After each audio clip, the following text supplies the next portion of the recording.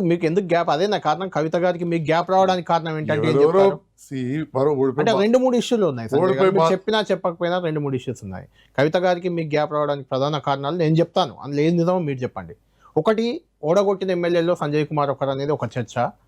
రెండవది, అక్కడ మున్సిపల్ చైర్మన్గా అప్పుడు బోగస్ శ్రావణి అనుకుంటా, ఆమెను ఏదో ఎంకరేజ్ చేస్తున్నారా బయటకు వచ్చి కూడా కవిత గారు నాకు చేస్తున్నారు సంజయ్ దొర అనుకుంటూ మిమ్మల్ని కామెంట్ చేసిన సందర్భం.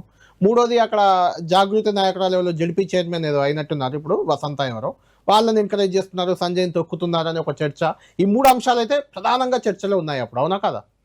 చర్చల మాట వాస్తవమే, కానీ ఏది ఏమైనా కానీ ఒకసారి ఒక అవకాశం ఇచ్చినప్పుడు ఆనాటికి ఈనాటికైనా కానీ వారంటే నాకు గౌరవమే. తర్వాత మీకుంది గౌరవం, కానీ మీపై ఆమెకు నమ్మకం పోయిందని అంటున్నమాట. అంత నమ్మకం పోయింటే 23లో నా అభ్యర్థిత్వం ఆపడానికి ట్రై చేశారు, అయినా మీకు వార్తలలో వచ్చింది. నిజం కదా? వార్తలలో వచ్చిన మాట వాస్తవమే. నేను కూడా రాకుండా పర్వాలేదన్నా, ఎందుకంటే